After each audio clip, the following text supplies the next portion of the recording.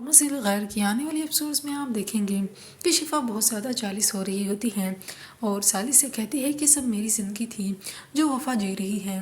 اب سالس کہتا ہے کہ یہ سب تمہاری وجہ سے ہی ہوا ہے۔ اب وفا کی زندگی اسے برداشت نہیں ہو رہی تھی، وہ بہت ہی زیادہ جالس ہوتی ہے وفا سے، اور اس جالسی کا اظہار وفا سے کئی بار تانوں کی صورت میں کر چکی ہوتی ہے۔ اب تو اسے برداشت نہیں ہو رہا ہوتا جس طرح سے وہ وفا سے بات کرتی ہے، وفا کو بھی اس کی باتیں برداشت نہیں ہوتی، وہ اسے کھری کھری سنا دیتی ہے۔ اور دوسری طرف اب فرجاد کی ماں بھی اسے باتیں سنا رہی ہوتی ہے کہ کب تک اس لڑکی کے غم میں دیوانے بنے بیٹھے رہو گے۔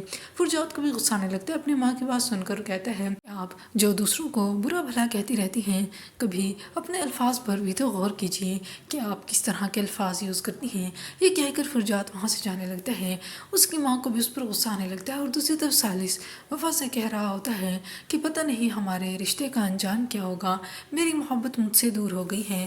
اب سالس سے کہتی ہے کہ یہ سب آپ کا ہی ڈیسیژن تھا۔ اب سالس اس سے کہتا ہے کہ ایسے کرتے ہیں، کچھ ٹائم ساتھ رہتے ہیں، پھر میں تمہیں طلاق دے دوں گا۔